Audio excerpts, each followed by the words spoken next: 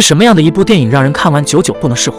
本以为是一部平平无奇的惊悚片，看到最后的反转才明白这是一部细思极恐的悬疑电影。今天就给大家盘点一下这部耐人寻味的经典之作。劳拉驱车来到偏远的郊外，准备去接下一份护理工作。刚来到目的地，他就看到了一幅荒凉的景象。来到这里，似乎并没有人主动接待他。他进入老宅内，感受到了一丝阴冷的气息。从客厅一路穿行来到了后花园，见到了房屋的主人。这时，一名房产律师向他打起了招呼。从律师的口中得知，金姐的丈夫老白时日已经不多。老白因为中风严重，腿脚不便，已经不能开口说话。两人在互相介绍一番之后，因为劳拉不是本地人，金姐似乎并不满意。在律师的苦口婆心劝说下，金姐妥协了下来。劳拉也欣然接受了这份护理工作。可劳拉不知道的是，一场噩梦正在等待着她。第二天的劳拉就装上自己行李，准备前往金姐家。在离金姐家中不远处的加油站，她发现了诡异之处。加油站房前撒上了一道红砖粉，进入里面的她半天也没找到收银人员。这里透露着一股邪门之处。一名双目失明的老人突然出现，差点吓坏了她。转身，老黑出现在眼前，只见他嘴中神神叨叨说着什么。劳拉见状付了邮费，匆匆离开了此处。他顺利来到了金姐家，准备住下。可刚搬过来的劳拉就发现这里的房间和卫生间都没有镜子。劳拉想要询问金姐怎么回事的时候，却听闻楼上的唱片机传来了歌声。老白此时正躺在床上，进来的劳拉准备给他盖上被子时，老白却一把猛抓住了劳拉的手，死死不放开，眼神里透露着满是恐惧。直到金姐的到来，老白才松开。老白还给劳拉使了个眼神，可他不明白这是什么意思。金姐给他服下了药物，便睡了过去。他让劳拉谨记，这是老白每天睡前需要服下的药物。金姐向劳拉介绍起了家里的情况。原来这栋房子有着悠久的历史，金姐是从一对兄妹手下买来的，他们从小就住在这里。因为手头紧张，所以把房子卖给了他。可劳拉却好奇金姐为何将他们的照片留了下来。更奇怪的是，里面还有一张隐藏的照片，上面是一对黑人夫妻和白人小孩的合照。金姐告诉劳拉，这栋房子一共有30个房间，每个房间都有单独的钥匙，而房主就有这样一把万能钥匙，方便打开每个房间。为了让劳拉方便照顾老白的起居，他将其中一把转交给了他，因为他的手中还有另一把万能钥匙。可当劳拉问到金姐关于镜子的事情时，他却以老了不爱美的理由搪塞了过去。劳拉就并没有多在意。可当金姐让劳拉去阁楼拿一盒种子时，劳拉却意外在阁楼发现了诡异之处，一处货架上的物品正在不停晃动。劳拉好奇地走过去查看，当她挪开物体后，发现这里有着一扇门，门后似乎有什么东西，可转眼又没了动静。当她想要将其打开时，却发现门是锁死的。她立刻想到了万能钥匙，当她将钥匙插入后，却发现根本打不开。而就在此时，身后门却突然被关了起来。劳拉吓得直哆嗦，她赶紧拿着种子从阁楼走了出来。可这时的金姐却突然出现在此，吓坏了劳拉。劳拉立马询问金姐关于阁楼里面还有着一扇门的事情，金姐却表示自己搬来这里从没有进去过里面，她也不知道里面有什么。劳拉便没有多追问什么。可随着深夜的到来，她却听见楼上传来了声响，她赶紧起来跑到楼上查看情况。劳拉第一时间想到了老白，可当进入房间却发现老白不见了踪影。劳拉环顾四周，却发现轮椅还在此处，她急忙跑到别的房间查看，都没有看到老白的踪影。这时劳拉才发现走廊的窗户下留下了水渍，她拉起窗户，果然在外面的屋檐发现了正在蠕动的老白。面对劳拉的劝说，老白根本不想听，老白却因为没抓住，直接滑落掉了下去。等劳拉下来查看时，金姐听闻动静也赶了过来。为了将老白弄回去，劳拉准备回到老白的房间寻找轮椅，可她却在床单上发现了老白写下的求救信息。劳拉将其带回了自己的衣柜中藏了起来。可当她来到外面将老白扶上轮椅时，老白却向她投来了绝望的眼神。雨过天晴后，劳拉带着心中的困惑，想要搞清楚老白究竟想要爬到何处去。顺着老白爬去的方向，他却在后花园的河里发现了一艘木船。正当他疑惑之际，金姐的律师也听闻此事赶来了这里。对于昨晚发生的事情，律师觉得不可思议。劳拉准备将床单的事情告诉律师，可当他拿出来时，却发现老白写下的求救字迹不见了踪影。难道是昨晚自己出现了幻觉？律师认为劳拉是不是最近过于劳累导致的？可劳拉的直觉告诉他，老白中风的事情似乎并没有那么简单，这里面一定有着什么秘密。这时的金姐突然出现，打断两人的对话。金姐正在咨询律师关于不动产的事情，劳拉则趁机跑去了阁楼，因为之前劳拉听闻老白就是在阁楼中的风，也许就跟阁楼里面被锁住的房间有着关联。劳拉用发夹意外发现了断掉的钥匙，原来锁孔是被堵住了。她准备用万能钥匙再试试，果不其然，门成功被打了开来。进入里面的劳拉发现了一些装着器官的瓶瓶罐罐，她还在里面看到了这栋房子原主人家的大合照，书籍里面还画着古老的巫术仪式方法。她还在地上看见了一只特制的金戒指。外面的金姐已经在呼唤劳拉去了何处。这时的劳拉还发现了一张祭祀唱片，正好对应了书上的巫术。金姐似乎也察觉到了什么，当她准备前往阁楼时，开门声却吓到了劳拉。带着唱片的劳拉准备赶紧跑路，可显然已经来不及了。好在金姐进来查看一番后，未发现异常便离开了。晚上，劳拉悄悄回到了镇子上，准备听听唱片。很显然，里面是某种祭祀仪式。好友黑妹告诉她，这其实是一种非洲古老的巫术，通常只是一种心理作用，如果你信则有，不信则无。当当劳拉回到金姐家查看老白的情况时，她却注意到了墙上放过镜子的痕迹，这却让劳拉非常的不解。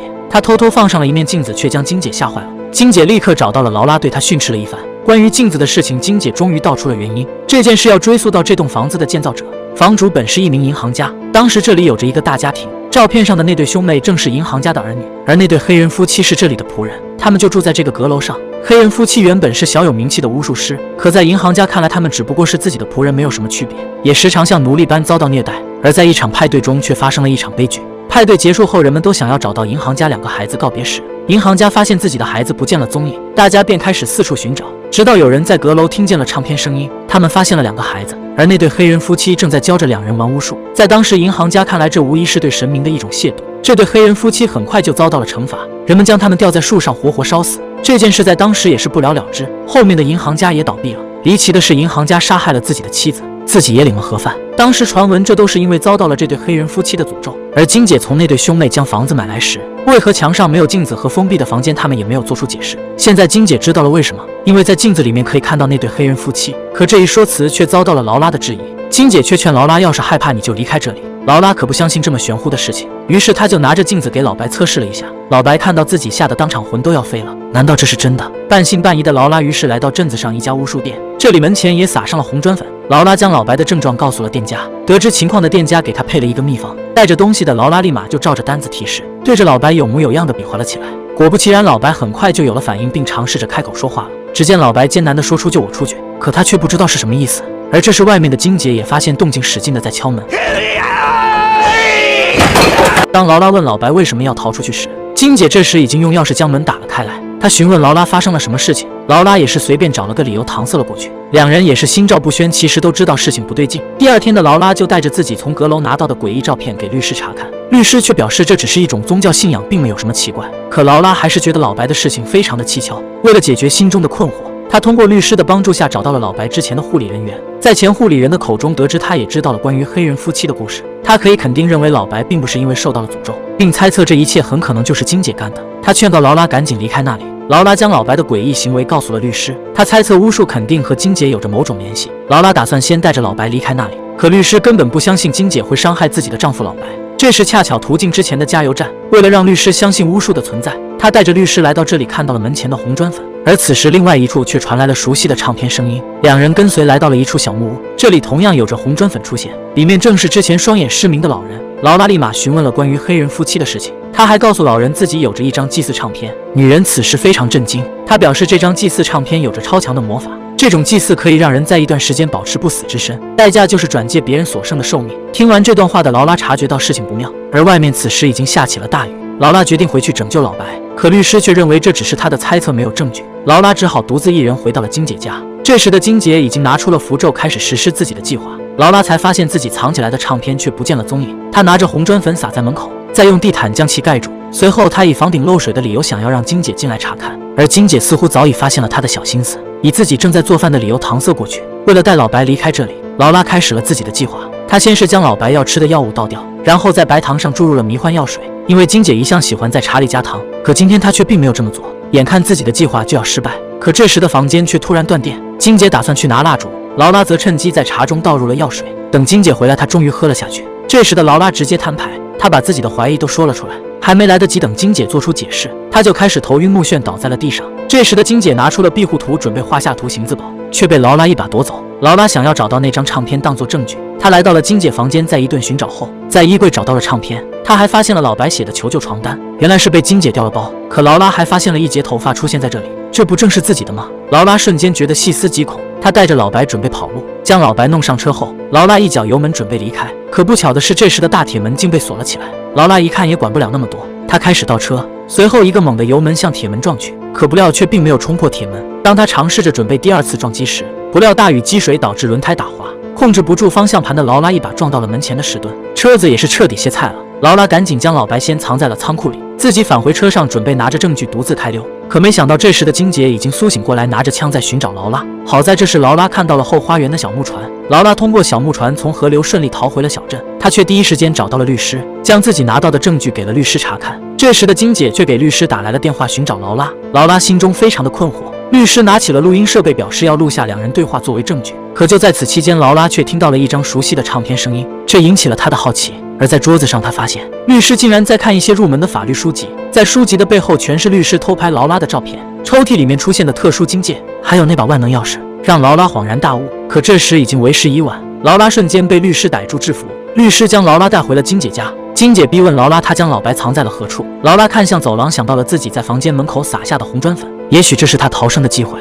她只好先将老白供了出去。金姐准备去仓库寻找老白，趁着律师松懈的瞬间，劳拉转眼跑回了自己的房间。看到红砖粉的律师不敢贸然进去，另一边藏起来的老白想要反抗，却被金姐瞬间制服。劳拉趁机从窗户逃了出去，转眼却被金姐撞了个正着。律师听闻动静也赶了过来，劳拉只好向楼上的屋檐爬到2楼。拿着红砖粉的劳拉在大门前迅速倒下去，将所有路口挡住。当劳拉准备前往2楼做下同样的事情时，此时金姐已经爬了上来，一阵沙子吹入劳拉眼中，两人很快扭打在一起。可金姐显然低估了劳拉，劳拉将其一把拽飞出去，落在楼梯口的金姐一路滚了下去，动弹不得。劳拉赶紧拨打救援电话，可这时的金姐竟坐着吊梯上来了，外面在疯狂地敲着门。劳拉才想起盲人老人的话，那张祭祀符也许可以保护自己。来到阁楼的她迅速画下了符号。这时的金姐已经爬了上来，她却告诉劳拉，这个符号其实并不是保护她，而是将她困在里面。劳拉才不相信她的鬼话。楼下的律师开始播放唱片，金姐拿着镜子照向了劳拉，里面开始出现银行家的女孩和金姐年轻的模样。当黑人妻子出现后，金姐将镜子朝着劳拉推了过去，可劳拉还是坚信自己画的庇护符会保护自己，随着玻璃撞在劳拉身上。没多久，劳拉便醒了过来。一向不抽烟的劳拉捡起了香烟，说明两人的身体已经进行了互换。律师也来到了阁楼。其实红砖粉对两人并没有用处，因为这种祭祀还需要被患者主动画出符号才能成功。两人就是套路劳拉，让其相信变成金姐的劳拉被灌入了老白所吃的这种药物。这时他才明白，原来老白才是真正的律师，而这对黑人夫妻已经换了3重身份，活到至今。当警察和劳拉的好友黑妹赶来这里时，在金姐身体内的劳拉已经不能开口说话，她只能绝望无助地看着黑妹。劳拉被带进了医院，金姐打算去医院照顾劳拉，实则是为了防止她清醒过来。而此时的律师还告诉黑妹一个不可思议的消息，金姐已经更改了遗嘱，将房子留给了劳拉。结尾的惊天大反转真是让人措手不及，相信第一次看这部片子的人最后都有被惊艳到。